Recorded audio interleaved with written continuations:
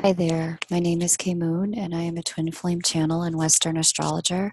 And this is a video about the Taurus full moon happening in November 12th, 2019 at 8:34 a.m. Eastern.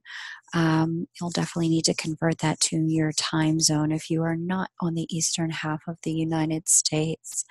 This full moon is it's such a straightforward full moon in a lot of ways. It's actually one of my favorite full moons of this year. For twin flames, I'm considering this the divine feminine's full moon, Taurus being the first feminine sign of the zodiac in the astrological year. Taurus representing femininity. It also represents, in some ways, money, structure, sensuality. I love this full moon because it represents the completion of a particular journey for the divine feminine as it pertains to her experiences at this time with her twin. This particular full moon, the energy of it overall is it's a bit of a gentle laying to rest of certain patterns that have been ongoing in the feminine energy between the two twins. And this full moon allows the surfacing of that pattern to come into conscious awareness with the Mercury retrograde in Scorpio, Mercury crossing between the earth and the sun, which it doesn't always do when Mercury passes the sun. It allows for fuller illumination of where growth needs to happen with that Mercury retrograde. But in addition to that, given the harmonious aspect that this full moon is making to Saturn and Pluto, as well as Neptune, it's also showcasing where things between the two twins have been crumbling for some time and showing specifically what old patterns, old behaviors, old ways of being and interacting need to actually be let go so that something new can be born, so that the feminine can actually birth something new in the connection. So whether you're male or female, I speak about the divine feminine with all, but I'll be using female pronouns to describe some of the energy that I'm seeing here, as this is the divine feminine's full moon. Last month we had the divine masculine's full moon. You're welcome to go back and listen to the Aries full moon reading to get a sense of how the two interplay, as full moons represent completions, and both of these are working in tandem as we close out the energies of 2019. The other interesting thing about this full moon is that it also coincides with the movement of Juno, whom I read as the divine feminine, into the sign of Libra at this time. I did a channeling on the divine feminine's moon move into Libra. I guess it was a couple weeks ago. You can find that on the channel, and it's all about the energies of 2020 for the divine feminine based on the 11-month stay of Juno, which in classic astrology represents partnership, the wife, into the sign of partnership, which is Libra, and the sign of balance. There is certainly an energy and a kind of a mission here that is being shown with this full moon about the divine feminine's choice to balance herself, and in balancing herself, the energy within the connection thereby naturally comes into balance. So it's a very exciting full moon for that reason, because change is in the air. And it's a bit it's unignorable. You may feel the shifting in your own life, unlike some of the other shifting that went on this spring and into summer, where it felt like, the stakes of the tent were getting taken out of the ground while you might still be in the tent. This is much more of a grounded energy. As you can see on the left side of your screen, there's strong earth energy in this particular chart. There's also strong fire and water energy. But there's also strong fixed and mutable energy as well, which just gives us this permission to be in the flow of the changes that we can't help. We can't help what other people are going to do. We can't change how they're going to respond. We can't, do the work for them. And there's a lot of surrender energy to this, which I think is one of the biggest gifts of this Taurus full moon, is that it gives us the opportunity to surrender to the change at hand. And that will be the title. All right, cool. So let's get into some of the energies here. More specifically. So one of the first things it seems really important to note is that the divine feminine Juno here at the top of the chart is moving into an exact conversation with Makemake, the shaman's asteroid here. And that symbolism of Makemake really has a lot to do with the ability to go on a very long journey and bring back a gift for your tribe, for your people, and bring back the insight and the awareness that is needed in order to take the next step. With Makemake being in the partnership sign, and then in the sign of balance, Juno being the partnership asteroid, there's really this energy of the divine feminine channeling the wisdom for what happens next between the twins. And this energy of the feminine energy bringing forward an embodied and engendered kind of knowledge of, okay, this is how we're going to proceed. Mind you now, Mercury is not part of this conversation for her. Mercury is sitting in the water sign, most secretive of the water signs, Scorpio, and isn't moving outwardly, is moving inwardly, moving retrograde. So this knowledge of what there is to do to move things forward that's currently being channeled in as we move to this closing of a particular kind of cycle, this knowledge isn't something that she shares, it's something that she embodies, because there's so much earth energy in this chart. And not only is she embodying it with her new choices, with her new way of being and her new vibration, this is also coming with a heavy dose of healing for her. So we can see here across the chart in Aries, Chiron opposing her, shining a light onto her journey, saying, and this is how you heal. What you need to do is take this step. And it's in that balancing of self, that balancing of the connection becomes made possible, given that the two of you are always connected.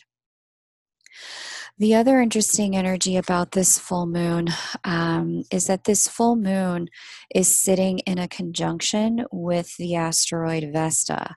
They're both sitting at 19 degrees Taurus. And both of these are sitting in a trine to Chariklo and Pluto. Both of those are in the earth sign of Capricorn, which is all about the physical manifestation made possible with our own hands by doing our own work.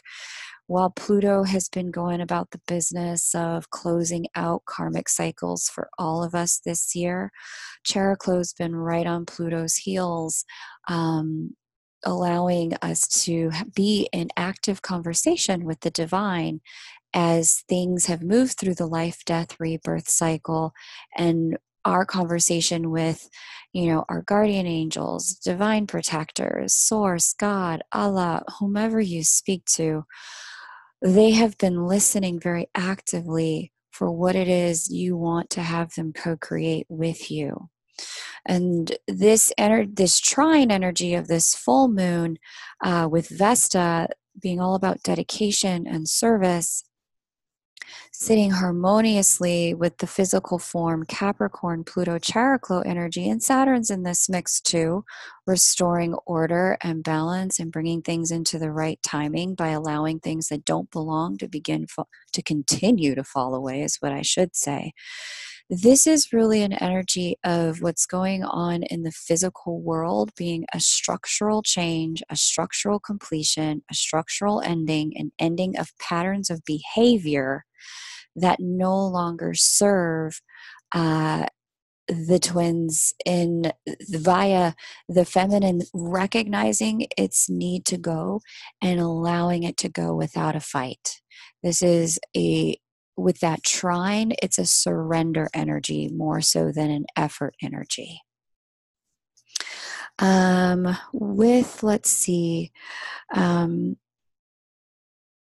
Let's see what else. So that moon conjunct Vesta is also opposite that Sun Mercury retrograde conjunction over here in Scorpio. This is an illumination of truths that one can't unknow and can't unsee. Scorpio being the real digging out of that truth, illuminating, the structural and the structural pattern that has been allowed but is ready to break down, or if it hasn't, it will, and letting it go and allowing that. That's that Pluto, Characlo, and Saturn speaking in harmony with this full moon. Then we've got this full moon sextiling Neptune. And Neptune's a very special energy inside of this full moon because Neptune's having 3 other significant conversations in addition to this one with the moon. So I'm going to get into it, but Neptune, I want to just speak a moment to Neptune's overall energy in a chart. Neptune really functions at its core level when you strip away all the connotations as the unseen world, the world of water, if you will, Neptune being god of the ocean, god of the seas. But it's the world that you cannot touch, but that you know exists. So at the lowest octave, this is the world of illusions and deception. At the highest octave, this is the world of magic and co-creatorship with the divine in certain ways. It's the realm of the subconscious mind, the meta mind, the collective unconscious. So, the energy of Neptune is one that you can use to create magic. It's also one that you can use to dissolve things. So how it gets used is really up to, what conversations Neptune is having in a chart, but also the way one manages things that are unknown and unseen. Some of us have a relationship of massive anxiety to that. Others have a relationship of massive adventure to that. It's really up to, the way that you choose to deal with things that are unknown and unseen. So, and the nice gift about astrology is that you can say, oh, I see it. Yes, my relationship to the unknown is anxiety. I can choose to make a different choice, or my relationship to the unknown is adventure. Sometimes too much adventure. I can choose to make a different choice. So Neptile, geez, one mind, so many thoughts. The moon and Vesta conjunction is sextiling Neptune, meaning it's in a harmonious conversation.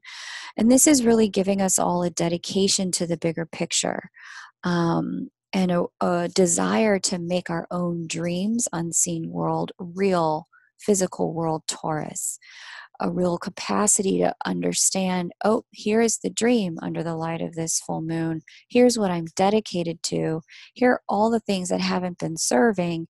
And now I'm ready to be in a deeper spiritual commitment to allowing those things that don't serve to fall. and allowing those things that will serve to rise. We've got Venus squaring this Neptune by transit. Venus is out here in Sagittarius, the sign of truth, and Neptune sitting down here in Pisces. With Venus squaring Neptune under the light of this kind of full moon, we do have an energy of some levels of disappointment about certain things that we had some faith in, had some belief in, were part of our highest ideals, having not fully come into fruition. Walking toward the end of 2020 and really recognizing that those things haven't happened, and perhaps even questioning, is it possible for them to happen in this connection? What's fascinating about this is that very shortly here, Venus is about to have a conversation with Jupiter by the time we get to the next new moon. And that new moon Venus Jupiter conversation will be a conversation about manifestation of that faith and those ideals in that sign of higher truth, higher ideals. So, but it's in the recognition. Notice that as we chronologically walk into that moment in time, it is in the recognition of what is true and what has failed, what has not come to fruition. It is in the honoring of what's dead that we get the opportunity to live in what is alive. But the spiritual bypass, it's not really an option with the way that 2019 and 2020 are going to go or have gone. The spiritual bypass, meaning I'm just going to faith my way into full union with my twin. Yeah, faith is a part of the process, but so is honoring the truth of change and evolution and the growth that the connection is calling for in order for this connection to thrive. For some of you, as we walk into 2020, you're going to want to have a really solid look at this Capricorn energy that's been playing out in your chart and this Neptune energy that's been playing out in your chart, especially as Jupiter wraps up the transit through the sign of truth and moves into the sign of physical manifestation in December for a year-long stay. Having a look at your chart is going to help you understand the pattern that has been in play between you and your twin, that it's time to let go. Now, some of you may already know, like I know that there's a communication pattern that we have been in that hasn't served, for the last month, 6 months, year. For others of you, it's not a communication pattern. It's an energy pattern of where you have how you've been holding the connection in your feminine energy. And still for others of you, it's neither one of those. There are behavioral patterns that are trying to get released with this full moon and the transits of 2019 before you walk into 2020. So if you want to have a look at your chart, email me at chrysalismoon@gmail.com. We can set up a session. You'll receive an autoresponder with the details of how to book your session. Check the spam box if you don't see it right away. And if you'd like to book, sessions are now open for November 16th through 30th. They are a little bit limited given the Thanksgiving holiday here in the United States, which I'll be taking some time off for. But otherwise, I look forward to being able to read for you how you'll close 2019. What are the things that you can look to leave behind in 2019? And what are the things that you can look to birth in your twin flame connection in 2020? The final energy in that Neptune is kind of creating this. Creating here under this full moon, since Neptune's such a power player with this full moon, is a Saturn sextile. So here's Saturn here at 16 degrees Capricorn. Here's Neptune at 15 degrees Pisces. This is an energy of, despite that disappointment, despite that recognition of, why things not going the way you wanted them to, and kind of having a little bit of disheartening about where things stand at this moment with that Saturn sextile Neptune. there is an energy over the course of this full moon transit period of the discipline to move forward and to build anew. And with Mercury retrograde trining this Neptune and fellow water sign Scorpio, there's an inner illumination about why things have gone the way they have gone. And now with that illumination, that Saturn is providing the discipline to move forward and build a new thing. On the masculine side of the energies, I'll touch on that briefly. Jupiter is square Mars. And the creation goddess. So here's Jupiter out here at 25 degrees Sagittarius, sitting conjunct Ceres. I mentioned that energy because it's a bit slower moving in the Aries full moon video, and I believe in the Scorpio new moon video. That's a fascinating energy. You're definitely going to want to re-listen to those to better understand what's happening for the divine masculine under the light of this full moon. Again, if you're new to my channel, I read Jupiter as the divine masculine, Juno as the divine feminine, as their mythology really represents all that we are meant to overcome in the negative patterning around human beings, and as the divine incarnate on planet Earth. The highest octave of divine incarnate in love, we have the capacity to channel divine love onto planet Earth. So Jupiter here at 25 degrees Sagittarius having a square conversation, it's actually not square. Hang on. That energy is actually sextile. I like that so much better. Okay, cool. So now what's happening here is that there's an emboldenment of the divine masculine. Mars being masculine energy. There's a way in which the divine masculine, sitting with the creation goddess, is not divine masculine, but Mars sitting with the creation goddess, having a conversation with the divine masculine, is getting the divine masculine in a place of preparation to own more of the truth of his masculine energy. Now, this is fascinating to me because the last 2 weeks before this week of the Lightworker Oracle Deck Guidance by Alana Fairchild that I've posted in the community section of this channel, I pulled Power of the Divine Masculine. I didn't pull it, it fell out twice, 2 weeks in a row. And the second week I didn't share it. I pulled went in and said, we're going to need a different card. I don't want to use this card. People are such, they get so persnickety. You used that card last week. I don't use it. The divine gives it to me. So knowing that card actually came out twice in a row in the preceding 3 weeks leading up to this particular moment, the divine feminine's full moon, and seeing this conversation that Mars is now having with Jupiter. Mars just being pure masculine energy, pure raw passion, Jupiter being that higher level masculine energy, masculine divinity incarnate. There's this way in which the masculine energies within all of us are stepping into momentum, stepping into a quickening, a speeding up, a deepened capacity to start doing more of the work on the outside that the divine masculine has gone through on the inside. So I spoke about this, I believe, at length in it was a divine masculine retrograde video. I might have done that, but certainly in the springtime, any of the spring videos around April, the divine masculine had a retrograde period from April to August. And in August, when the divine masculine came out of retrograde motion, there was this recognition of inner truths that really couldn't be ignored anymore. And now this Mars energy is stepping into the conversation and saying, yeah, and we're about to put those truths into action. So that's a very exciting thing to see, because Jupiter is about to move into the physical manifestation sign of Capricorn, and the masculine energies among all of us are about to start moving into the outer world of form, as opposed to just being in the world of spiritual inner truths. So that's something to look forward to.